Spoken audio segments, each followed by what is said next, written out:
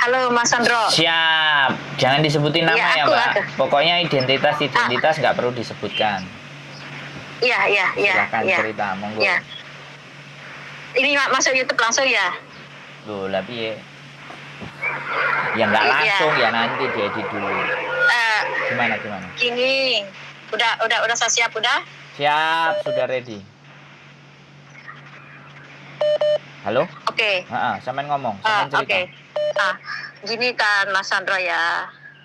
Saya ada masalah sulit banget ini. Istilahnya saya sekarang kayak buah si malakama. Saya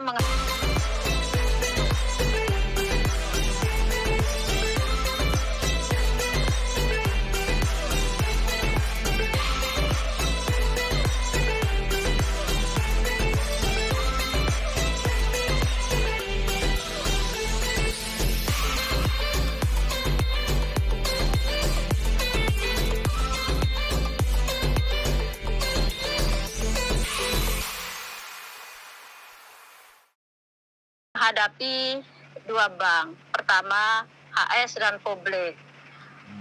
Kan saya pernah cerita kemarin, saya pertama ambil bank HS sekitar 22.000, 10.000 sama temen, yang 12.000 ini saya.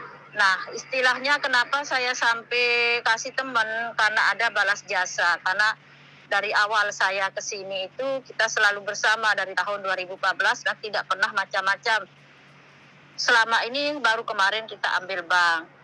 Nah, pas 6 bulan ini berjalan, bank HS ini, dia pulang. Saya nggak tahu dia pulang, tanya-tanya sama teman, dia pulang nikah katanya. Dan sampai sekarang nggak ada kabar. Nah, kedua, saya ambil bank Republik. Ini 8 bulan kan, setorannya 2.700 sekian. Kenapa saya kemarin sampai ambil bank Publik? Itu kan saya cerita sama Mas Sandro, waktu itu anak saya yang mau kuliah sama ibu yang mau operasi jantung. Nah, saya kan sempat minta sama majikan buat minjam waktu itu, tapi nggak dikasih. Sampai saya minta tolong sama agent, tapi nggak dikasih. Ya terpaksa saya minjem. Ini udah berlangsung 2 bulan, tinggal 6 bulan. Nah, kedua bank ini sama-sama telat, sama-sama 16 hari. Kan saya kemarin sudah kirim kasih tahu Mas, itu omongan bank tentang saya sampai tadi. Nah, yang membuat saya bingung, paspor saya juga saya gadekan di rentenir sekitar 5.000. Kenapa saya sampai gade paspor? 3 bulan setelah ibu operasi, dia meninggal. Dan yang membuat saya gadekan paspor itu, Mas, waktu ibu meninggal, anak saya tertabrak mobil, 2 orang itu yang kuliah di farmasi sama yang paling kecil. Terpaksa aku gadekan paspor. Aku di sini sampai kayak orang gila. Waktu melihat anakku di rumah sakit bersimbah darah. Akhirnya karena gak ada, yang si kecil karena gak ada JPS, aku terpaksa gadekan paspor karena aku gak punya uang, belum gajian. Dan anakku sedikit retak, yang paling besar itu, makanya aku kirimkan mereka biaya. Jadi aku sampai sedih, bingung kayak gini karena ancaman bank itu. Aku takut. Karena kan sekarang aku finish bulan 3 ini, Mas. Kalau aku sampai di intermediate aku nggak tahu, Mas. Yang jelas aku mungkin kayaknya kalau bisa aku nggak sampai turun. Seandainya aku cari majikan lagi, aku nggak tahu. Demi anakku yang masih kuliah tinggal 1,5 tahun yang di farmasi itu, dia membutuhkan uang banyak, Mas. Dia yang harus aku perjuangkan. Aku tulang punggung dari 3 anak. 1 kuliah di farmasi, 1 SMA dan 1 masih SD. Dan sekarang kejadiannya kayak begini. Aku nggak tahu harus ngomong apa, aku sempat bingung. Nah, pihak bank, sudah aku kasih tahu SMS sampai aku konfirmasi pihak bank setiap hari. Tapi yang namanya kayak begini, yang bank cuma tahu saya yang hutang yang satu itu. Aku kan pernah cerita sama Mas dulu, setiap permasalahan aku selalu curhat. Aku benar-benar bingung, Mas. Sama agent pun masalah liburanku yang disabotase sama majikanku pun juga kayaknya dia selalu menyuruh aku ngalah. Sampai aku keresotkan. Mas itu masalah imbokan aku sama agent, dia nggak menjawab sampai sekarang. Makanya aku benar-benar pasrah, Mas, apapun yang terjadi di sini. Itu aja, Mas. Aku. Terus, sampean butuh aku ngomong nggak kira-kira? Iya, aku memang butuh solusi, Mas. Gimana caranya biar aku bisa menghadapi, kalau aku nggak tebus paspor aku bulan ini untuk aku cari majikan, aku harus bayar denda tiap bulan 1.300. Sementara aku menghadapi 2 bank. Ini yang membuat aku bingung. Oke. Jadi, Ya. Ini kan sudah terjadi, Mbak. Ya. Sesuatu yang sudah terjadi itu tidak bisa kita kembalikan. Yang harus kita pikirkan adalah masa depan. Nah, sekarang kan gaji sampean tetap 1 bulan. Dan sampean punya tanggungan 2 hal. Jadi, ketika sampean sudah datengin pihak bank dan ngasih tahu bahwa ibaratnya telat 1 bulan atau telat berapa lah, intinya sampean masih sanggup untuk melunasinya selama masih bekerja di sini. Jadi sampean memang harus berbicara sama banknya. Jadi nggak ada masalah, aku yang telat 1 bulan itu nanti saya bayar dendanya. Nah, kalau yang bulan depan usahakan ya sampean harus bayar. Nggak apa-apa yang nunggak itu memang mau dikata apa, satu dikorbanin. Tapi yang bulan depannya sampean harus disiplin mau membayarnya, dan sampean harus ngomong baik-baik sama pihak bank. Jangan cuma WhatsApp, didatengin, diomongin, disamperin. Dua-duanya dihubungin, didatengin. Kalau sampean sudah melakukan itu, sampean sudah ngomong, tapi sesuatu itu tidak bisa diterima dengan mereka, artinya ya nggak perlu sampean sesali. Sampean sudah usaha, sampean sudah melakukan cara negosiasi kepada mereka, tapi negosiasi ditolak. Kalau memang ternyata itu sampai kedengeran di majikan dan semuanya, ya nggak ada masalah. Kalau memang sampean di-interminate karena kasus hutang bank, itu no problemo. Ya sampean harus pulang atau coba cari majikan lagi yang mau. Tapi sekali lagi kita memohon untuk majikan tersebut tidak menulis rekod punya utang. Karena kalau menulis rekod punya utang ke sampean, maka yang terjadi sampean untuk dapat majikan baru lagi akan sulit. Jadi sampean memohonnya ini 2 kali. Yang pertama adalah memohon keringanan atau memohon negosiasi sama pihak bank. Yang kedua, kalau pihak bank ini ternyata tidak memberikan solusi, dia tetap memaksa dan semuanya, apa boleh buat, silahkan dilakukan. Nah, baru sampean negosiasi sama majikan ketika surat itu sudah turun. Dan sampean akui saja semuanya dan sampean ceritakan semuanya. Kalau sampean berdoa kepada Tuhan, kan kita nggak ngerti. Barangkali majikan itu meluluh hatinya, ya kan? Dibolak-balikkan hatinya untuk bisa membantu persoalan sampean. Jadi sampean masih bisa menyelesaikan urusan-urusan itu semua. Kalau yang seperti ini sudah kita harus melibatkan bahkan 100, 200 atau 300% Gusti Allah. Kita sudah memang nggak bisa kalau kemampuan kita kayak gini gitu loh. Posisi terjepit. Tapi ketika sampean dulu pernah ngomong sama saya, cerita juga sama saya, liburan itu semua, kemudian sampean memilih anak sekolah atau bagaimana, atau yang sakit, saya kan selalu saya bilang bahwa ya sudah, yang sakit dulu didahulukan, yang kuliah dibelakangin. Dan sampean juga sekali lagi saya bilang, jangan juga menyampaikan ke anak sampean ketika dia butuh langsung dikasih. Posisi sudah sulit, bagaimana kamu berkembang sendiri, ya kan? Kamu tahu ibu sendiri. Kalau ada sesuatu yang bisa kamu kerjakan, entah cari part time, entah cari apa, tambahan sendiri buat dirinya sendiri, kan meringankan sampean. Kalau sudah meringankan sampean, juga meringankan 2 saudaranya. Jadi diajak anaknya berpikir, karena disinilah yang terkadang kita tidak tega, anak perempuan. Jadi minta. Giliran orang tuanya menghadapi persoalan dan masalah, merekanya tidak mau berpikir, kan kasihan sampeannya. Saya ngerti sampean punya perasaan ibu, tapi mau tidak mau anak ini harus dididik untuk bisa bagaimana caranya mandiri, setidaknya bertahan di kaki dia sendiri. Karena ibu belum tentu posisinya selalu enak terus. Kalau udah posisinya nggak pas kayak gini, siapa yang bisa nolong? Ya harus dirinya sendiri kan. Ya anak sendiri yang, karena kembali lagi ke orang, gara-gara utang itu orang yang finansialnya sekali lagi tidak bisa menghitung, karena segala sesuatu udah diserahkan. Tidak ada sesuatu yang disisihkan. Tetapi saya tidak akan membahas hal itu karena hal itu sudah terjadi. Untuk next episodenya, sekali lagi, yang pertama negosiasi pihak bank. Kalau itu sudah sampean lakukan, negosiasi majikan. Terserah sampean mau ngomong sebelum atau setelah surat itu tergantung sampean. Karena yang tahu karakter majikan kan sampean. Jadi ngomong setelah ada surat datang atau ngomong sebelum surat datang, itu saya kembalikan ke sampean. Mau yang mana? Karena yang tahu situasi sampean. Kalau dua itu sudah sama lakukan, satu hal ini yang terakhir, sampean harus lebih banyak istighfar. Sampean harus lebih memasrahkan diri boleh sampean. aku ngomong Mas Andro? Kenapa?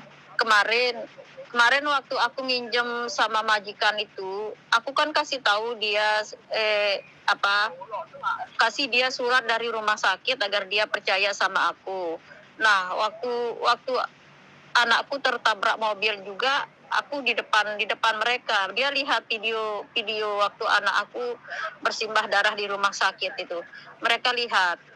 Nah, tapi aku nggak minjem sama mereka. Aku cuma minjem waktu ibu Oke, sekarang gini loh. itu. Sekarang aku gini. kasih dia surat dari rumah sakit. Sebentar Mbak. Kita kan bahas masa depan nih ya. Kalau sampean ngomong terus, saya akan hanya dengerin dan sampean tidak akan menemukan solusi. Paham nggak saya ngomong? Oke. Jadi kalau solusi dari 3 tadi menurut sampean nggak bisa, kemajikan juga nggak bisa, ya sudah. Pilihannya sampean tetap ngomong sama bank. Dan biarkan kalau memang bank tidak memberikan keringanan apapun, surat itu didatangkan ke majikan. Karena sampean kan nggak gelem, nggak mau. Solusi itu sampean nggak mau ngomong, ya sudah. Biarkan surat itu datang dulu baru ngomong. Kan saya sudah bilang, saya punya masalah keuangan. Saya seperti ini, kamu nggak percaya, ya sudah. Kalau kamu memang nggak suka dengan saya, oke, nggak apa-apa, selesai. Cuman yang saya minta adalah satu. Kalau sampean nggak mau ngomong ya, ketika dia mau menginterminate, saya hanya memohon satu hal, ya. Sampean itu sudah kena masalah, tapi tolong jangan egonya ditinggikan juga gitu loh. Bisa dipahami nggak? Jadi Gusti Allah ngasih masalah kita itu untuk merendahkan ego, untuk menurunkan ego serendah-rendahnya. Makanya kenapa kita itu sujud. Sujud itu kepala, tangan, lutut, telapak kaki itu ditempelkan ke tanah semua supaya posisi kita adalah posisi yang terendah. Itu cara Gusti Allah untuk agar ego kita itu turun. Gitu loh Mbak, ngerti nggak? Karena sekali lagi ya, seseorang yang sombong dan seseorang yang tinggi hati, seseorang yang jumawa pasti akan dibalas sama Gusti Allah. Buktinya adalah Fir'aun. Gitu loh, Fir'aun orang yang sangat jumawa, ya habis lebur. Itu yang Fir'aun, kita nggak perlu bicara Fir'aun. Jadi koreksi lagi ke diri kita sendiri. Apakah selama ini ego kita kuat gitu? Apakah selama ini kita mau yang menang? Apakah selama ini kita itu selalu harus posisi yang serba menang semuanya, nggak mau mengalah? Itu juga gini loh, kejadian bertumpuk-tumpuk ini Mbak, saya kasih tahu, bukan penyebabnya orang lain. Tapi yang menyebabkan adalah diri kita sendiri, hati kita sendiri, pikiran kita sendiri gitu loh. Sampean harus lebih banyak bermuhasabah, introspeksi kepada diri sampean. Kenapa saya harus diberikan ini semuanya? Kalau saya percaya itu Mbak, masalah itu tidak datang dari orang lain. Masalah itu tidak datang dari dunia lain. Tapi masalah itu datang karena kita tidak mampu mengenali diri kita sendiri. Nah, sekarang gitu aja. Kalau sampean memang nggak mau atas apa yang saya sarankan, no problemo, nggak ada masalah. Jadi silahkan sampean berpikir. Sekali lagi Mbak, saya ngomong kenceng, bukan karena marah. Tapi sekali lagi, ketika seseorang itu masih keras dan dalam posisi bermasalah, ini bahaya. Gitu. Yang bahaya buat saya, bukan saya, yang bahaya diri sampean sendiri. Lepas kendali, lepas kontrol, bahaya. Jadi makanya sekali lagi, yang harus sampean lakukan itu. Dan sampaikan ini juga ke anak-anak sampean. Ini saatnya kita harus belajar. Ya kan? Jadi kayak gitu. Saya dulu kan ngomong sama sampean, kalau ada ibunya sakit dan anaknya kuliah, semua sama-sama bayar, ya mana yang diutamain? Ya sudah, ibunya aja dulu. Anaknya bagaimana caranya? Kalau minta nunggak, atau minta surat keringanan, atau apapun. Namanya sama manusia itu masih bisa dinego. Iya kan? Dan negosiasi paling terbaik negosiasi dengan Gusti Allah. Bagaimana negosiasi dengan Gusti Allah? Ya sampean nggak perlu saya ajarin. Bernegosiasilah, berintim-intimlah dengan Sang Maha Pencipta. Karena sampean diberikan beban ini tujuannya hanya satu, supaya sampean kembali ke sana. Bukan berarti yang kemarin nggak kembali. Mungkin porsinya Allah minta lebih banyak sampean ke dia. Bisa dipahami nggak, Mbak? Ya. Jadi tolong, jadi sekali lagi, karena sampean sudah beberapa kali curhat dengan saya. Saya memahami itu. Jadi seperti itu ceritanya. Ada sesuatu yang harus kita rendahkan. Ego kita harus kita turunkan. Demi siapa sih? Demi anak-anak, demi sampean, demi masa depan yang lebih baik. Jangan kita paksakan sesuatu yang memang kita tidak mampu, Mbak. Mecekat, Mbak. Meledak, Mbak. Kita manusia biasa, punya batasan. Nggak cuma saya, sampean yang punya masalah. Dalam hidup saya juga punya masalah. Tapi saya tahu bagaimana cara membawa masalah saya. Bagaimana saya meletakkan masalah dulu yang ini, yang saya dahulukan yang ini, yang prioritas seperti ini. Jadi tidak semuanya kita bawa itu masalah. Kalau semuanya kita bawa, semuanya kita gendong, kesel, Mbak. Depresi ya, stres dan gila. Ya. Moga-moga sampean dalam kewarasan. Sekarang ada lagi yang ingin sampean sampaikan? Iya, Mas. Nah, ada pembantahan lagi barangkali kan sampean orangnya begitu. Jadi sudah. Enggak, aku sudah konfirmasi dengan Bang Mas. Terus? Tapi kayaknya ya gimana? Mereka kan aku sudah kirim screenshotnya tadi sama Mas. Screenshot dari pembicaraan saya sama Bang juga. Tapi kayaknya aku bilang kalau saya memang mau lari, saya tidak akan konfirmasi pihak Bang tiap hari. Tapi kalaupun saya sudah konfirmasi kayak begini, saya bukan orang bebas. Saya mengandalkan gaji dan kerja buat membayar Bang. Oke, sebentar tak potong. Sebentar tak potong. Itu kan baru WA sama telepon. Kalau bisa didatengin, Mbak. Namanya negosiasi itu didatengin. Itu sebagai bentuk pertanggungjawaban. Ya. Kalau bisa, entah bagaimana caranya sampean silahkan pikirkan, ya. Karena sampean lebih memilih tidak ingin berbicara dengan majikan. Berarti negosiasi ke sana. Majikan nggak ada masalah. Kalau memang tetap dia memaksakan menjatuhkan surat itu, sampean terima.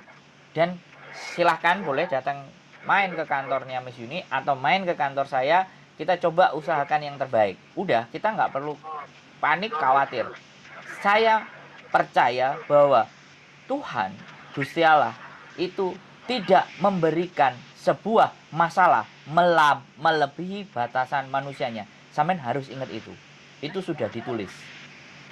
Ketika sampean dikasih masalah, itu sebenarnya sampean masih bisa mampu dan masih bisa mengendalikan dan masih bisa mengatasi masalah tersebut. Tinggal lebih tenang, lebih dekatkan bagaimana caranya. Kalau memang beribadah secara normal tidak bisa, ya menyebut atau istighfar, lebih banyak istighfar. Itu Allah Maha tahu. Nah, sekarang ada lagi yang ingin sampean sampaikan. Karena kalau saya hanya cuma itu aja. Saya sekarang paham. Seandainya pun saya dikeluarkan dari itu, saya akan minta baik-baik sama majikan. Iya. Buat itu udah dikasih apa? Surat bagus ke imigrasi. Ya, pokoknya boleh ya ditulis surat bagus dan tolong jangan ditulis tentang saya hutang. Jadi gini Mas, yang jadi pertanyaan saya kan kemarin saya kasih Mas juga lihat dari Republik itu kan katanya kalau saya nggak bayar bulan ini kan ini baru telat 16 hari ya, telat 16 hari. Kalau saya sampai nggak bayar bulan ini mau kirim ke konsulat katanya sama saya ke imigrasi. Saya akan minta waktu, saya bayar, saya akan minta sama majikan buat majukan gaji saya akan bilang gitu. Tapi mereka nggak mau tahu. Oke. ya sekali lagi saya potong. Dia mau melaporkan ke polisi, dia mau melaporkan ke KJRI, dia melakukan kemanapun, silahkan, itu hak kalian. Karena memang saya sudah melanggar apa yang terjadi kesepakatan. Justru kalau dilaporkan ke KJRI, enak, sampai tinggal ngomong, minta waktu. Karena KJRI kan orang kita sendiri. Ya Pak, saya kesangkut ini, saya nggak lari, saya gini-gini. Dia pasti tahu dengan hati dan perasaannya. Ya, jadi sekalian jangan takut dengan ancaman apapun di muka bumi ini. Ini yang ingin saya tanamkan ke teman-teman. Jangan pernah takut. Kalau kita memang salah, kita akui salah dan kita bertanggung jawab atas kesalahan kita. Tapi kalau mereka masih nggak mau terima, nggak ada masalah. Silakan mau dibawa ke perkara hukum kemana aja, silahkan. Yang penting sampean datang ke sana, dikasih report, ngomong sama dia, sampean ada rekamannya. Artinya sampean sudah meminta keringanan, sampean sudah mau bertanggung jawab, hanya butuh waktu tambahan. Tapi mereka tidak menggubris. Sekali lagi itu direkam. Prosesi itu sebagai bentuk bahwa pertanggungjawaban sampean. Ya, sekali lagi, selama sampean berhubungan dengan manusia, jangan pernah takut terhadap ancaman apapun. Justru yang harus kita takutkan adalah di saat kita kehilangan arah dan menyalahkan Tuhan. Itu tidak boleh. Ya, jangan sampai menyakiti diri sendiri, perbanyak istighfar. Mohon maaf, ketika sampean ngomong langsung saya potong. Karena sekali lagi, sekarang sudah tidak waktunya kita lagi negosiasi tawar-menawar. Sekarang sudah waktunya adalah memperkuat diri kita dan ambil langkah selanjutnya apa. Kan gitu toh Mbak. Karena ini sudah di titik ini. Sampai salah satu tadi anak cerita ke saya juga, orang tuanya meninggal, anaknya sampai tangannya dicelupin Baiklin, malah disakiti diri sendiri. Ya saya jelas marah. Itu perbuatan yang bodoh. Ya kan, orang yang sehat aja, orang yang sakit ingin sehat, kenapa yang sehat ingin tersakiti? Yo saya marah, saya ngomong langsung jelas.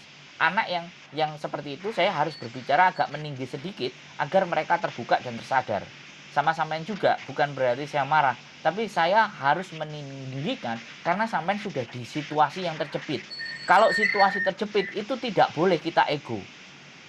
Yang harus kita lakukan ya hanya memohon maaf, bernegosiasi, berbicara baik-baik, dan kembali lagi berdoa kepada Tuhan, istighfar yang banyak, agar Tuhan mampu membantu kita dengan cara-caranya Dia. Karena kita tahu Dia maha membantu, maha mengetahui, maha memahami diri kita. Kan yang benar itu toh Mbak. Sekarang ada lagi nggak yang sampean ingin sampaikan lagi ke saya? Halo. Ya, halo. Ada lagi yang ingin disampaikan lagi? Nggak ada Mas, cuma rekaman, cuma aku nggak punya rekaman yang dari publik itu karena mereka kan pakai telepon biasa. Jadi aku jawab dari telepon itu aja. Ya nggak apa-apa, masih ada rekotan dia nelpon kan, masih ada. Jadi pembicaraan itu. Tapi menurut saya sekali lagi, kalau bisa didatangi.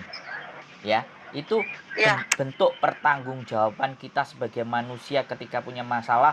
Berani bertanggung jawab adalah ketemu dengan mereka itu, dan ketemu dengan mereka, masukkan voice, usahakan ada rekaman ketika sampai negosiasi dan berbicara sama mereka sebagai menunjukkan bukti. Nanti kalau seandainya sampai dipanggil KJRI bahwa saya sudah meminta keringanan Pak, saya meminta waktu, bukan saya mau kabur dan lari, ya nggak ada masalah.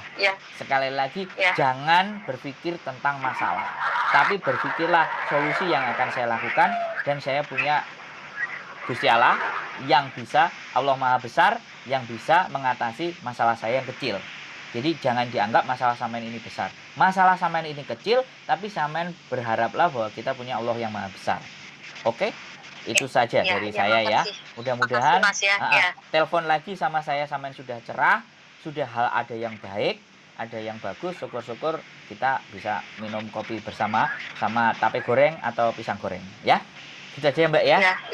Semangat ya. Semangat, sampean berjuang. Sampean ini berjihad, pasti dibantu sama Gusti Allah. Sampean berjihad buat keluarga. Jihad yang sebenar-benarnya ya kayak sampean ini, ya. Sekali lagi terima kasih, sehat selalu ya. Ya Mas ya. Makasih semangat, ya. Yuk, assalamualaikum. Waalaikumsalam.